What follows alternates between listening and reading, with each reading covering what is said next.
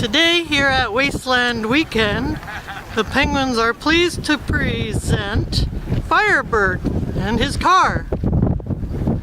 What a lovely day! Yes. A little windy. It's a 1975 Trans Am. Its name is Phoenix.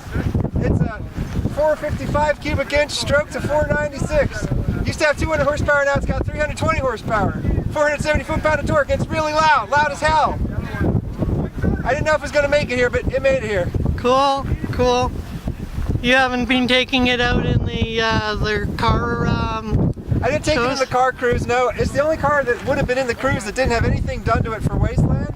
But I thought it might fit in, but I thought about it, but I decided not to. Maybe next year? Yeah, maybe. Cool.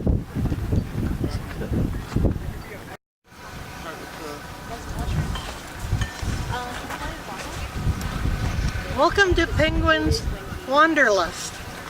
We are, today we have Firebird and Bugs, who are going to talk to us about Canadian Smarties and cars and what has brought him to the Wasteland. Hi! Would you like me to talk about those things now? Yeah, tell me about the Smarties. Okay. Well, you can get Smarties in the US, but every time you do, they're the British Smarties. And I don't know if I might have had them before, but never really thought about how good they are. And my girlfriend, her mom brought some from Canada, and they were delicious, and I got addicted to Smarties.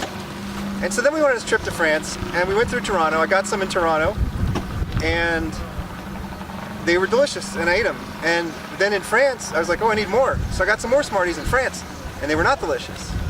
And so I was like, what's going on here? And I did a little research. They got one factory in Canada, they got one factory in England, and they're different Smarties, like different colors, different packaging, but the most of all, the Canadian ones have a thicker shell, so they're crunchier. And so I love Canadian Smarties, but I can't find Canadian Smarties in the US. So it was a big deal when I saw Carolyn posted online that you could bring Canadian food. So I needed some missions for Wasteland. So one of my missions was to find Carolyn and find my Smarties. And I found some other Canadians who also had Smarties, and they didn't know who Nettle was. So I just like, okay, I guess my mission's done. And then I saw the poster that they had put up saying, where's John? Where's Firebird? You said you wanted Smarties. I was like, oh my goodness, there's more Smarties to be had. So then I found you and had more Smarties. Yeah, it's no longer an impoverished world. Yes, I'm rich. There are Smarties in the world. My Smartie cup runneth over. And now you have a coffee crisp to take home or eat on the way. It was really hard having all of the snacks in the car. Like we ate the Ruffles all dressed chips first because people said you could get all dressed in the States, but they're not the same. But we ate those. I still have the dill pickle and the ketchup chips and the Red River cereal and the Shreddies, and today is Saturday, and I'm not sure if those people are going to come and see me before then. Yeah, so they may be going home. You ate the all dressed, all of them? Both packages. Because my girlfriend loves the all dressed, and I like them, but they're just kind of weird. They taste maybe like a combination of vinegar and barbecue or something. Yeah. They're good, but my girlfriend they have a strong flavor. Yeah, they're good. For sure. My girlfriend, she loved them, and so you could get them here for a little while, and every time I saw them, I'd buy them up, and she would be so excited, but they're really hard to find here. And I don't know if they're different or not. I mean, you said they're different. Yeah, that's what I've been told. You've been told that, yeah. I was watching the dialogue from the people from like Canada that were talking about what people wanted. Yeah. They wanted people to bring Kinder Surprises, but Kinder Surprises give you a $500 fine. Yeah, if you get caught totally illegal to bring it in. It's hilarious. You should have done it though. That's why it's so great. Because American children are too stupid not to eat the tiny toy. Exactly. No, you should have brought some in. That would have made it even better because then it's like actual smuggled goods. No, we want to keep our clean record. Keep it legal. Yeah. So Albatross and Timekeeper said that you're heavy into cars and you race cars. Yeah. So that's pretty exciting. So I consider myself a minimalist and not a materialist. So I really don't own anything, and I don't own a house or anything. But I do own 6 cars. So there's the 1975 Trans Am I brought, and I own a 1992 Toyota MR2 that my dad recently gave me. I have a 2013 Subaru Crosstrek, 2015 no, 2013 Crosstrek, 2013 WRX, 2012 Scion FRS, and then 2010 Dodge Challenger. And so my favorite thing to do with them is to race them in the Big Bend Open Road Race or the Nevada Open Road Challenge. They actually close down public roads and we race down them, and you do have a speed limit. Is it a rally race? Yeah, sort of, because you have a time, you have a time that an average time you're trying to hit, and you have a speed limit. But the speed limit is like 120, 140, and like this year I entered the class where my speed limit was 168. Wow. And so I was driving 150 most of the way down public roads, and it's a blast. And you can enter the top class and there's no speed limit at all, but you have to have a fire suppression system and removable steering wheel and all kinds of very expensive features. So you can be like the war boys with your... Yeah, exactly. And so it's like expensive modifications, and I'm not even sure if the cars are street legal anymore. There might be some street legal cars in the unlimited class, but it's kind of hard because you're just doing so much to your car. But yeah, so I have a lot of fun doing those races. And where do you do those? All over? West Texas has the Big Bend Open Road Race. Nevada Open Road Challenge is outside Las Vegas. There's the Silver State Classic and Nevada Open Road Challenge. There's 2 races a year, but they're both in the same place. And then there's one in Nebraska, but that's it. There are 4 open road races left in the United States. Oh, wow. And do you go to them all? I would like to. I usually have been doing 2 a year. I've never been to the Nebraska one. A friend wanted to do the 2019, it was from Paris to Peking.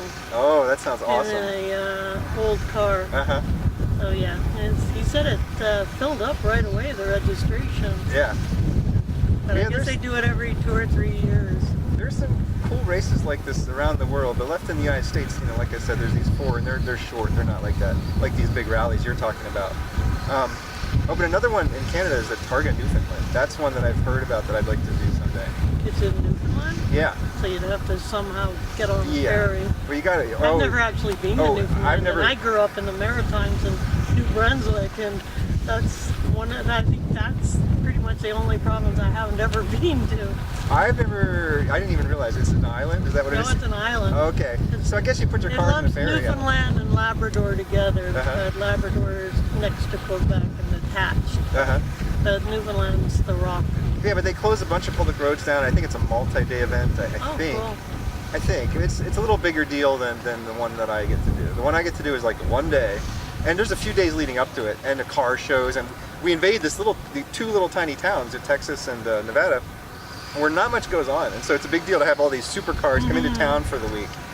So we have a car show and a parade and stuff, and then we do the race all in 1 day. And it's like you get to go down once, and you get to go back once in the Texas race, and the Nevada race you just get to go down once, and that's it. So it's like all this kind of leading up to and relaxing, you know, you're out in the desert and just kind of relaxing, talking to people, but then all of a sudden it's like you got all your safety gear on, then you race, and then it's all over. And so it's a lot of relaxing and waiting, and then all of a sudden a little brief moment of adventure. Cool. Do you have like a GoPro attached to your car? Usually I put one GoPro. Like a lot of people put cameras all over their cars and stuff. I would just usually put one in the window. But the thing about the GoPro is, it's really boring to watch the videos. The only time it's exciting is when you crash.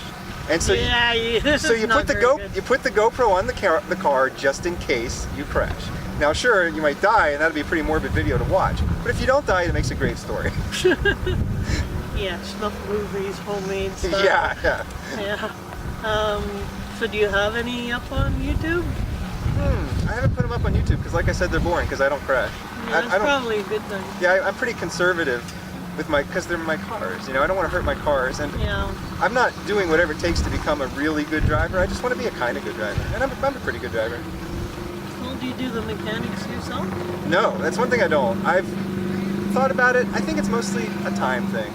I'm a software engineer, so I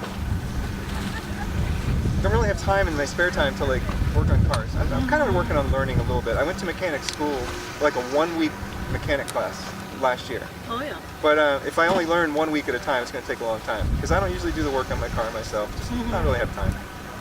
What kind of software engineering do you do? I build websites. So ZipRecruiter.com. It's like a jobs website. Oh yeah. Yeah, I used to do air traffic control. Air traffic control? Yeah. I wanted to do that at one point. Ottawa. Yeah. we did command and control systems for like Westinghouse and So you're saying places. you used to build software? Or? I was a software engineer. Oh, I thought you meant you were an air traffic controller. No, I was a software engineer. Oh, cool. So you've done the same job then, yeah. Yeah. I used to think I might want to be a air traffic controller because I've always been pretty good with stress, and they say it's stressful. Yeah, I actually met Josh or Spoons here the first night, and he's an air traffic controller, and so is his wife. So, yeah, kind of interesting the people you meet here. So, 5,000 people haven't found him a game. So if you haven't seen his, he made armor 3 years ago out of spoons, and last year out of forks, and this year it's out of knives. Uh-huh. And now he's running out of ideas. Well, there's those funny Chopsticks. spoon fork things. Yes, forks or chopsticks. But I don't think you're going to find a lot of forks at the thrift store somehow. Yeah, so, but that's cool. Well, I've been looking for the crows so I could tell them my story of how I went looking for you and I found them and I did find Smarties and then I later found you, but I can't find the crows again. Like they had a camp and it's vanished. I can't find it. Oh, there's the white crows down one of the main roads. Yeah, but I don't here. think it's that. I think it's the Croalition is what it's Oh, called. there's I think crows from Edmonton, like from Alberta. Like there's Canadian crows. That's probably who I found. Yeah. Oh, okay. Yeah. But I must have gotten your post confused because I think I saw a picture of you, but at the same time I took a screen capture. I should go look at it because I thought it had your picture, but it said I'm with the Croalition.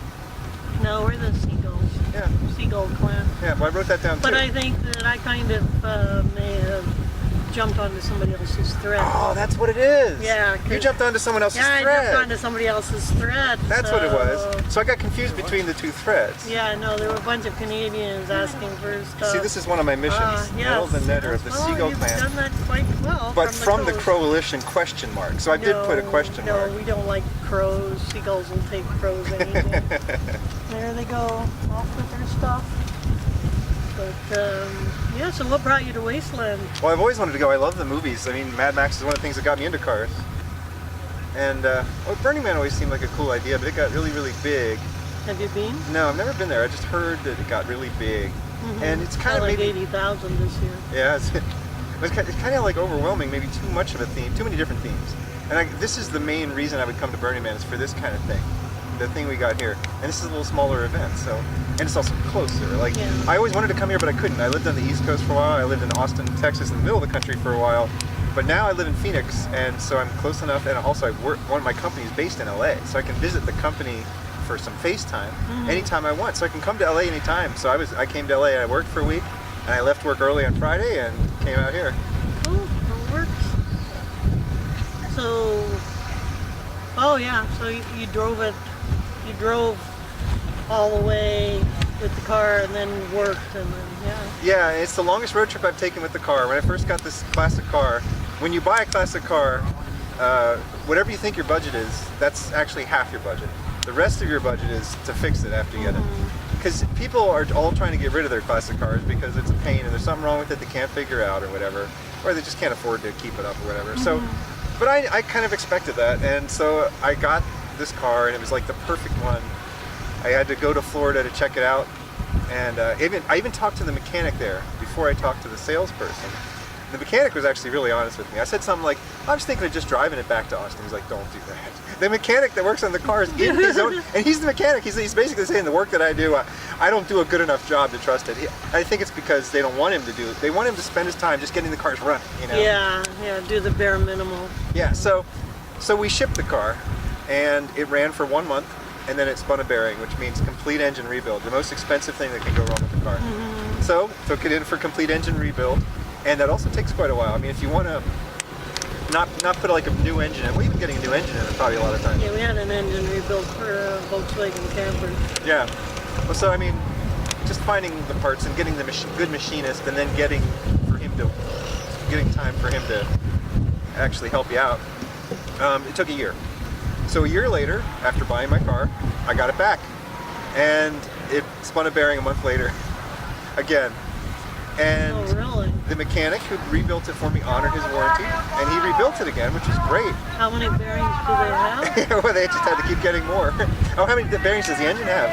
Well, I guess it has like 8, but they had already replaced them all. And nonetheless, it's still stalling again. So something is goofy about the engine. Don't be a winner, be a winner!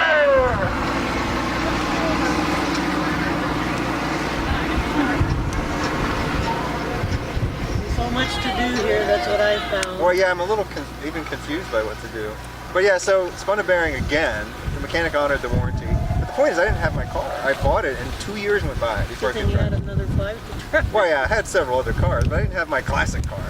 And so finally, a year ago, my classic car was ready and drivable. And so it's been driving well for a year, and that's what gave me the confidence to take it 6-hour road trip. Now, in the past year, it has suddenly quit on me 3 times. And when it does it, you just pull over, you give it a little time to sit, and it runs again. So we're trying to figure out what that is. It needs a moment. Yeah, it does. And so it did quit on me on the LA freeway, and I had to that's pull not off. a good place. Yeah, cars were flying by. Yeah. And it started up again, so, and then I made it out here, so hopefully I'll make it home. Cool. Cool. So, you're enjoying Wasteland? I love it, yeah. Yeah. Anything else you want to add? How'd you get your bugs? Well, that's a good question. I think my favorite movie, at least for a long time, was Thunderdome. And there's a character in Thunderdome has makeup kind of like this. I wasn't doing the Warboy thing. Before the Warboys, there was a character called Screw Loose. And he's silent though, and he doesn't dress like this. So it's like I was kind of riffing on his character, but he has this bunny. Oh. And I went looking on eBay to find a bunny like the bunny had, and I found a bunny exactly like the bunny had. Oh, nice. And the bunny talks and says things. Hey, take me with you! And that's actually the quote from the movie right there, is that he's kind of wanting to go with Max and get on a plane with Max, except that Max doesn't have a plane. And like, Was that the second movie? Third movie. Third movie. And- On the Thunderdome? yeah, Thunderdome. And so like, he kind of wants to get on a plane, and so it's kind of poignant the way the bunny says, take me with you, you know? He's hoping that maybe Max can take them away, and they want to find civilization again.